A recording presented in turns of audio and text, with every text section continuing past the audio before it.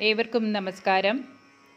ഉന്മത്തൻ സദ്ഗുരു മോഹൻജി എഴുതിയ ആത്മകഥാപരമായ ഗ്രന്ഥത്തിൻ്റെ അടുത്ത അധ്യായമാണ് ഇന്ന് ഞാൻ വായിക്കുന്നത്.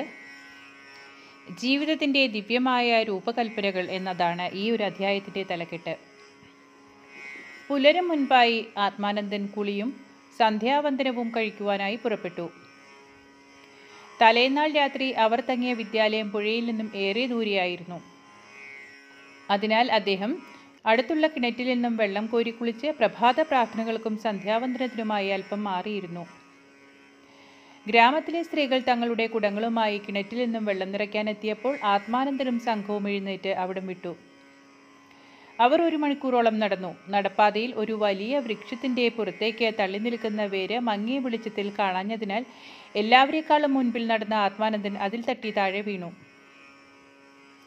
അദ്ദേഹത്തിൻ്റെ കാലിൽ പരിക്കേറ്റു. എഴുന്നേൽക്കാനോ നടക്കാനോ സാധിക്കാതെയായി. അനുയായികൾ അദ്ദേഹത്തെ പൊക്കിയെടുത്ത് ഒരു വെളിമ്പ്രദേശത്തേക്ക് കൊണ്ടുപോയി ഒരു പരന്ന കല്ലിന് മുകളിൽ ഇരുത്തി. മുറിവിൽ നിന്നും ചോരയൊലിക്കുന്നുണ്ടായിരുന്നു. അനുയായികൾ എന്ത് ചെയ്യണമെന്നറിയാതെ നിന്നു. അവിടങ്ങളിൽ ധാരാളമായി കണ്ടുവരുന്ന ഒരു പച്ചമരുന്ന് കൊണ്ടുവരാൻ ആത്മാനന്ദൻ പറഞ്ഞു. എന്നിട്ട് അദ്ദേഹം അത് ചതച്ചരച്ച് മുറിവിൽ പുരട്ടി. മുറിവിൽ കെട്ടാൻ വേറെ തുണിയൊന്നുമില്ലാഞ്ഞതിനാൽ ആത്മാനന്ദൻ താൻ ചുറ്റിയിരുന്ന തോർത്തുമുണ്ടൂരി മരുന്നിൻ്റെ മുകളിലൂടെ മുറിവിൽ കെട്ടി കൗപീനധാരിയായി ഇരുന്നു. കടുത്ത വേദന കാരണം ആത്മാനന്ദന് നടക്കാൻ സാധിക്കാതെയായി. അദ്ദേഹത്തിൻ്റെ അനുയായികൾ എടുത്തു നടക്കാമെന്ന് പറഞ്ഞപ്പോൾ അദ്ദേഹം നിരസിച്ചു. ആ കല്ലിൻ്റെ മുകളിൽ തന്നെ അദ്ദേഹം ദിവസം മുഴുവനും ഇരുന്നു. അവിടെയെങ്ങും അടുത്ത് ഒരു വീട് പോലും ഉണ്ടായിരുന്നില്ല. നടപ്പാതയിലൂടെ വളരെ കുറച്ച് യാത്രക്കാർ മാത്രമേ സഞ്ചരിച്ചിരുന്നുള്ളൂ. തിരിച്ചു പോവുകയാണെങ്കിൽ അവർ തലേന്നാൾ രാത്രി തങ്ങിയ ഗ്രാമത്തിലെത്തുമായിരുന്നു. എന്നാൽ ആത്മാനന്ദൻ വഴങ്ങിയില്ല. വിശപ്പ് അദ്ദേഹത്തിനൊരു പ്രശ്നമായിരുന്നില്ല. എങ്കിലും അനുയായികൾക്ക് ഭക്ഷണം വേണ്ടിയിരുന്നു. ഇതിനു മുൻപ് ചെയ്ത പോലെ ആത്മാനന്ദൻ അവർക്ക് മായികമായി ഭക്ഷണം വരുത്തി കൊടുക്കുമെന്ന് ചിലർ പ്രതീക്ഷിച്ചു. പക്ഷെ ഒന്നും സംഭവിച്ചില്ല. അവർ ഓരോരുത്തരായി ആത്മാനന്ദൻ്റെ ചെവി വട്ടത്തിൽ നിന്നും മാറി നിന്നുകൊണ്ട് മുറുമുറുക്കാൻ തുടങ്ങി. ഒരുവൻ പറഞ്ഞു, നമ്മുടെ ഗുരു ഒരു പൂജാരിക്കു വേണ്ടി ഭക്ഷണം പ്രത്യക്ഷപ്പെടുത്തിയെങ്കിൽ എന്തുകൊണ്ട് നമുക്ക് വേണ്ടി അത് ചെയ്തുകൂടാ? മറ്റൊരാൾ കൂട്ടിച്ചേർത്തു, എൻ്റെ കാഴ്ച മങ്ങുന്നു, എനിക്ക് തീരെ കാണാൻ പറ്റുന്നില്ല. മൂന്നാമതായി ഒരാൾ സന്ദേഹിച്ചു, നമ്മുടെ ഗുരു നമ്മെ പരീക്ഷിക്കുകയാണോ? കഴിഞ്ഞ ദിവസം അദ്ദേഹം ഭക്ഷണം പ്രത്യക്ഷപ്പെടുത്തിയെന്ന് നിങ്ങൾക്ക് ഉറപ്പുണ്ടോ? അതോ നമ്മൾക്ക് തോന്നിയതാണോ? അദ്ദേഹം ചെയ്തു, നമ്മളെല്ലാവരും കഴിക്കുകയും ചെയ്തു. അത്തരത്തിലുള്ള ശക്തികളൊന്നും അദ്ദേഹത്തിന് ഇല്ല എന്ന് എനിക്ക് ഉറപ്പാണ്. അത് ചിലപ്പോൾ അമ്പലത്തിൻ്റെ ശക്തിയോ കൃഷ്ണഭഗവാനോ അല്ലെങ്കിൽ ചിലപ്പോൾ ആ പൂജാരിയോ ചെയ്തതാകും. അത്തരത്തിലുള്ള ശക്തികൾ ഉണ്ടായിരുന്നുവെങ്കിൽ അദ്ദേഹം നമ്മെ പട്ടിണിക്കിടില്ല. എന്തുകൊണ്ട് ഇപ്പോൾ നമുക്ക് വേണ്ടി ഭക്ഷണം പ്രത്യക്ഷപ്പെടുത്തുന്നില്ല? നമ്മുടെ മനസ്സറിയാനുള്ള ശക്തി ഉണ്ടായിരുന്നെങ്കിൽ നമ്മൾക്ക് വിശക്കുന്നുണ്ടെന്ന് അദ്ദേഹം അറിയുമായിരുന്നു. എന്നിട്ട് എന്തുകൊണ്ടാണ് അതിനെക്കുറിച്ചൊന്നും അദ്ദേഹം ചെയ്യാത്തത്? അദ്ദേഹം ധ്യാനിക്കുകയോ ഉറങ്ങുകയോ ആണോ?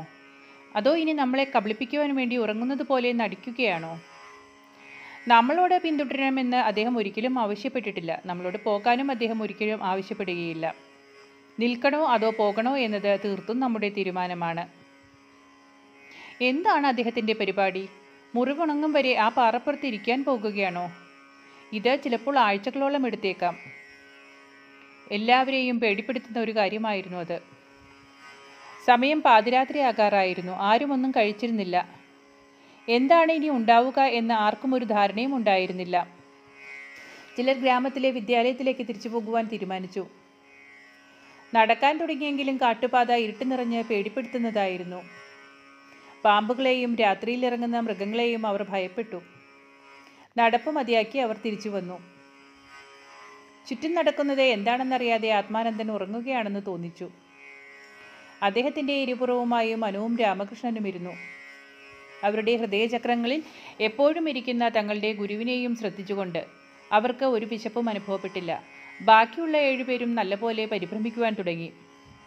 ചിലർ ഉറങ്ങാനായി കിടന്നെങ്കിലും കാട്ടിൽ നിന്നുമുള്ള വികൃതമായ ശബ്ദങ്ങളും കുത്തിനോവിപ്പിക്കുന്ന വിശപ്പും ഇര തേടുന്ന മൃഗങ്ങളെക്കുറിച്ചുള്ള ഭയവും ഒക്കെ കൂടി അവരുടെ ഉറക്കം കെടുത്തി. ഒടുവിൽ സൂര്യോദയത്തിന് കുറച്ചു മണിക്കൂറുകൾ മുൻപായി ആത്മാനന്ദൻ ഉണർന്നു. മനുവിനോട് 2 വടികൾ കൊണ്ടുവരാൻ പറഞ്ഞു. എന്നിട്ട് അത് പിടിച്ച് മുന്നിലേക്ക് നടക്കാൻ തുടങ്ങി. വിശന്നു വലഞ്ഞ് ആകെ ചിന്താക്കുഴപ്പത്തിലായി ഉറക്കം തൂങ്ങിക്കൊണ്ട് മനസ്സില്ലാ മനസ്സോടെ അവർ അദ്ദേഹത്തെ പിന്തുടർന്നു. ഏകദേശം 1 മണിക്കൂർ നടന്ന ശേഷം അവർ യാത്രക്കാരുടെ സൗകര്യത്തിനു വേണ്ടി രാജാവ് പണിതു കൊടുത്തിരുന്ന ഒരു കിണറിനടുത്തെത്തി. അവർ വെള്ളം കോരി കുളിച്ചു. ചിലർ തങ്ങൾ ധരിച്ചിരുന്ന വസ്ത്രങ്ങളും അലക്കി. ആത്മാനന്ദൻ മുറിവ് വൃത്തിയാക്കി അല്പം കൂടി ഇലകൾ അരച്ചു പുരട്ടി അതേ തുണി കൊണ്ടു തന്നെ കാലിൽ വീണ്ടും കെട്ടി. എവിടെയും ഒരു ഭക്ഷണവും കണ്ടുകിട്ടിയില്ല. അത് ഏറെ നീണ്ടുനിന്ന ഉപവാസമായിരുന്നു. പ്രഭാത പ്രാർത്ഥനകൾക്കും സന്ധ്യാവന്ദനത്തിനും ശേഷം ആത്മാനന്ദൻ പിന്നെയും നടക്കാൻ തുടങ്ങി. എപ്പോഴത്തെയും പോലെ അദ്ദേഹം അവരോട് എവിടെ പോകുന്നുവെന്നോ എത്ര നേരം നടക്കുമെന്നോ പറഞ്ഞില്ല. അദ്ദേഹം വെറുതെ നടക്കുക മാത്രം ചെയ്തു. അദ്ദേഹത്തിൻ്റെ അനുയായികളിൽ 7 പേരുടെ മനസ്സിൽ ഒറ്റ കാര്യം മാത്രമേ ഉണ്ടായിരുന്നുള്ളൂ: ഭക്ഷണം.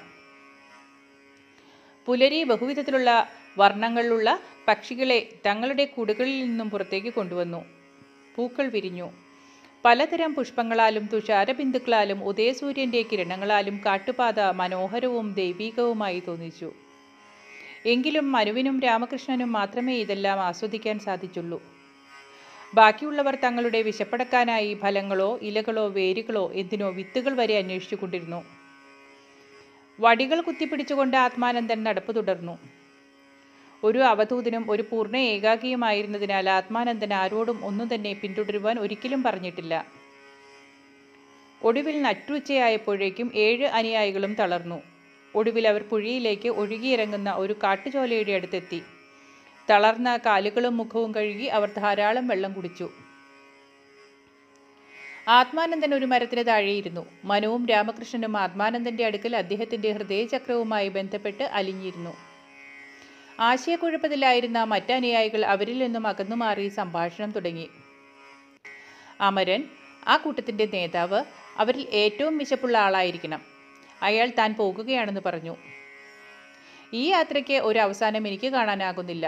മനുവിനെ പോലെ എനിക്ക് വെറും വയറ്റിൽ ജീവിക്കാനാക്കുകയില്ല. മാത്രവുമല്ല, ആത്മാനന്ദന് ദിവ്യശക്തികൾ ഒന്നുമില്ലെന്ന് എനിക്ക് ഉറപ്പാണ്. ചുറ്റി അടിച്ചു നടക്കുന്ന വെറുമൊരു സാധാരണ സന്യാസി മാത്രമാണ് അദ്ദേഹം. മറ്റൊരാൾ അതിനോട് യോജിച്ചു. ഞാൻ സമ്മതിക്കുന്നു. ആത്മാനന്ദന് ആത്മീയ ശക്തികളൊന്നുമില്ല. അമ്പലത്തിലെ ആ പാത്രങ്ങൾ ശക്തിയുള്ളതും അനുഗ്രഹീതവുമായിരിക്കണം. അതിനാലാവണം ആ അത്ഭുതം സംഭവിച്ചത്. മൂന്നാമതൊരാൾ കൂട്ടിച്ചേർത്തു. എനിക്കും ഇങ്ങനെ കഴിയാൻ വയ്യ. അദ്ദേഹത്തിന് നമ്മെക്കുറിച്ച് ഒരു ചിന്തയുമില്ല. അവനവനെക്കുറിച്ച് മാത്രമേ ചിന്തിക്കുന്നുള്ളൂ. അല്ലെങ്കിലും അദ്ദേഹത്തിൽ നിന്ന് ഇതുവരെ നാം എന്താണ് പഠിച്ചിട്ടുള്ളത്? നാലാമൻ ഉരുവിട്ടു. അത് സത്യമാണ്. നമ്മൾ എന്തിനാണ് അദ്ദേഹത്തോടൊപ്പം നടത്തം തുടരുന്നത്? എപ്പോഴും അനിശ്ചിതമായ പാതയിലൂടെയാണ് നടത്തം. നമുക്ക് പരിശീലനങ്ങളൊന്നും ലഭിക്കുന്നില്ല. അദ്ദേഹം നമ്മെ ഒന്നും പഠിപ്പിക്കുന്നില്ല. എന്നെ നിരാശപ്പെടുത്തുന്നതുവരെ അദ്ദേഹം കുഴക്കിക്കൊണ്ടിരിക്കും. ഞാനും പോകുകയാണ്. ഇങ്ങനെ വിശന്നിരിക്കുവാൻ വേണ്ടിയാണെങ്കിൽ ഇത്ര ബുദ്ധിമുട്ടേണ്ട കാര്യമില്ല. അമരൻ പറഞ്ഞു. സുഹൃത്തുക്കളെ, ഇദ്ദേഹം ഒരു സാധാരണ മനുഷ്യൻ മാത്രമാണ്. അദ്ദേഹം വീണു.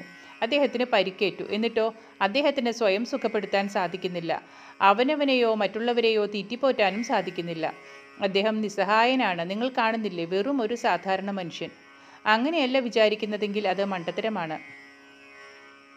ഒടുവിൽ ആത്മാനന്ദൻ അസാധാരണ ശക്തികളോ ജ്ഞാനമോ ഇല്ലാത്ത അലഞ്ഞു തിരിഞ്ഞു നടക്കുന്ന വെറും ഒരു സന്യാസിയാണ് എന്ന തീരുമാനത്തിലെത്തി. അവർ പോകുവാൻ പുറപ്പെട്ടു. ആത്മാനന്ദനോട് യാത്ര പറയാൻ തീരുമാനിച്ച് അവർ അദ്ദേഹത്തിൻ്റെ അടുത്തേക്ക് ചെന്നു. എന്നാൽ ആത്മാനന്ദനും മനുവും രാമകൃഷ്ണനും കണ്ണുകളടച്ച് ആഴത്തിലുള്ള ധ്യാനത്തിലായിരുന്നു. അവർ കണ്ണുകൾ തുറക്കുന്നതുവരെ കാത്തു നിൽക്കുവാനുള്ള ക്ഷമ മറ്റുള്ളവർക്കുണ്ടായിരുന്നില്ല.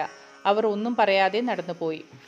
അരമണിക്കൂർ നടത്തത്തിന് ശേഷം ധാരാളം പഴുത്ത ഫലങ്ങൾ കായ്ച്ചു നിൽക്കുന്ന ഒരു മരം അവർ കണ്ടുപിടിച്ചു. അതിൽ നിന്നും മതിയാവോളം ഫലങ്ങൾ പൊട്ടിച്ചു തിന്ന് തുടർന്നുള്ള തങ്ങളുടെ യാത്രയ്ക്ക് വേണ്ടി കുറേ ഫലങ്ങൾ പൊതിഞ്ഞെടുക്കുകയും ചെയ്തു. അത് കഴിച്ച് അല്പനേരം വിശ്രമിച്ചതിന് ശേഷം അമരൻ പറഞ്ഞു. കണ്ടോ, ആത്മാനന്ദൻ ഭാഗ്യമില്ലാത്ത ആളാണ്. അദ്ദേഹത്തെ വിട്ടതിന് ശേഷം മാത്രമാണ് നമ്മൾ ഭക്ഷണം കണ്ടെത്തിയത്. മുഴുവനും രാത്രിയും പകലും അദ്ദേഹത്തെ നോക്കിക്കൊണ്ട് അദ്ദേഹം അനങ്ങുമെന്ന് പ്രതീക്ഷിച്ചുകൊണ്ട് നമ്മൾ പട്ടിണി കിടന്നു. നമ്മൾ ശരിയായ തീരുമാനമാണ് എടുത്തിരിക്കുന്നത്. നമ്മളിപ്പോൾ സ്വതന്ത്രരായി. മാത്രമല്ല, നല്ല ഭക്ഷണം കണ്ടെത്താനുള്ള ഭാഗ്യവുമുണ്ടായി. എല്ലാവരും അതിനെ അനുകൂലിച്ചു. ബാക്കിയുള്ളവർ പോയിട്ട് അധികം താമസിയാതെ ആത്മാനന്ദനും മനുവും രാമകൃഷ്ണനും തങ്ങളുടെ ഭൗതിക യാഥാർത്ഥ്യത്തിലേക്ക് തിരിച്ചെത്തി. ആത്മാനന്ദൻ എഴുന്നേൽക്കാൻ ശ്രമിച്ചു. മനു അദ്ദേഹത്തിൻ്റെ കൈകൾ പിടിച്ച് എഴുന്നേൽക്കാൻ സഹായിച്ചു. ആത്മാനന്ദൻ വടികളെടുത്ത് നടക്കാൻ തുടങ്ങി. രാമകൃഷ്ണൻ പറഞ്ഞു, ഗുരുദേവ, ഞാൻ മറ്റുള്ളവരെ വിളിക്കട്ടെ. അവർ അടുത്തെവിടെയെങ്കിലും കിടന്നുറങ്ങുന്നുണ്ടാകും. അല്പസമയം ദയവായി കാത്തു നിൽക്കൂ. തിരിഞ്ഞു നോക്കാതെ, പ്രത്യേകിച്ച് വികാരങ്ങളോ വിഷമങ്ങളോ ഇല്ലാതെ ആത്മാനന്ദൻ പറഞ്ഞു, അവർ നമ്മെ വിട്ടുപോയി, നമുക്ക് നീങ്ങാം. കഷ്ടിച്ച് 10 മിനിറ്റ് കഴിഞ്ഞപ്പോഴേക്കും അവർ ഒരു കർഷകന്റെ ചെറിയൊരു വീട് കണ്ടെത്തി. അവർ അടുത്തെത്തിയപ്പോൾ കർഷകന്റെ ഭാര്യ, ഒരു യുവതി, വീടിന് പുറത്തേക്ക് വന്ന് അവരെ വീട്ടിൽ കയറിയിരിക്കാൻ ക്ഷണിച്ചു. ആ സ്ത്രീ അവർക്ക് വെള്ളവും അപ്പോൾ ഉണ്ടാക്കിയ ചൂടുള്ള ഭക്ഷണവും നൽകി. അവർ മതിയാവോളം ഭക്ഷിച്ചു. ആത്മാനന്ദൻ അവരെ അനുഗ്രഹിച്ചു. അന്നദാത സുഖീ ഭവ, അതായത് ഭക്ഷണം തരുന്നവർക്ക് സുഖസമൃദ്ധി ഉണ്ടാകട്ടെ. അത് കേട്ട് അവർക്ക് വളരെ സന്തോഷം തോന്നി. താൻ ഗർഭിണിയാണെന്നും മിടുക്കും ആരോഗ്യവുമുള്ള തൻ്റെ കുലത്തിന് പ്രൗഢിയുണ്ടാക്കുന്നതുമായ ഒരു കുഞ്ഞിനു വേണ്ടി അനുഗ്രഹിക്കണമെന്നും അവർ ആത്മാനന്ദനോട് അപേക്ഷിച്ചു. ആത്മാനന്ദൻ അവരെ അനുഗ്രഹിച്ചു. തഥാസ്തു, അങ്ങനെയാകട്ടെ. അവരോട് അവിടെ വിശ്രമിച്ചിട്ട് അത്താഴം കഴിച്ച് അവിടുത്തെ പരിമിത സൗകര്യങ്ങൾ ഉപയോഗിച്ച് രാത്രി തങ്ങി പിറ്റേന്ന് മടങ്ങാമെന്ന് ആ സ്ത്രീ പറഞ്ഞു. ആത്മാനന്ദൻ സൗമ്യമായി അത് നിരസിച്ചുകൊണ്ട് നടത്തം തുടരാൻ തീരുമാനിച്ചു. കർഷകന്റെ ഭാര്യ മുറിവിനായുള്ള കുറച്ച് പച്ചമരുന്നുകൾ എടുക്കാൻ തുടങ്ങി. ആത്മാനന്ദൻ അതും ഉപചാരപൂർവ്വം നിരസിച്ചു. അവർ നടക്കാൻ തുടങ്ങിയപ്പോൾ ആ സ്ത്രീ ആത്മാനന്ദനോടുള്ള നിറഞ്ഞ ഭക്തിയോടെ കൈകൂപ്പിക്കൊണ്ട് പടിക്കൽ നിന്നു. അവർ നടന്ന് ഒരു വളവ് തിരിയും മുമ്പ് ഒരു അവസാന വിടവാങ്ങൽ പറയുവാനായി മനു തിരിഞ്ഞു നോക്കി. അയാൾ തിരിഞ്ഞു നോക്കിയപ്പോൾ അവിടെ ഒരു സ്ത്രീയോ വീടോ ചുറ്റുമുണ്ടായിരുന്ന കന്നുകാലികളോ ഒന്നിനെയും കണ്ടില്ല. മനുഷ്യവാസമുള്ളതിൻ്റെ യാതൊരു സൂചനയും ഉണ്ടായിരുന്നില്ല. സൂര്യനെ മറയ്ക്കുന്ന നിബിഡവനം മാത്രം. പിന്നെ അവർ പിന്നിട്ട കാട്ടുപാതയും. എപ്പോഴത്തെയും പോലെ ആത്മാനന്ദൻ തിരിഞ്ഞു നോക്കിയില്ല. അദ്ദേഹം നടന്നുകൊണ്ടേയിരുന്നു. അപ്പോഴാണ് ആത്മാനന്ദൻ വടികളില്ലാതെയാണ് നടക്കുന്നതെന്ന് രാമകൃഷ്ണനും മനുവും മനസ്സിലാക്കിയത്. കാലിൽ മുറിവേറ്റതിൻ്റെ ഒരു പാടുപോലുമില്ല. ആത്മാനന്ദൻ്റെ ജീവിതത്തിലെ ഒരു ഏട് ഇവിടെ അവസാനിക്കുന്നു. സജ്ജനങ്ങളെ, ആത്മാനന്ദൻ്റെ ആത്മകഥയിലെ ഈ ഒരു അധ്യായം ഇവിടെ അവസാനിക്കുകയാണ്. അടുത്ത അധ്യായവുമായി ഞാൻ ഉടനെ എത്തുന്നതാണ്. അതുവരേക്കും ഏവർക്കും നന്ദി, നമസ്കാരം.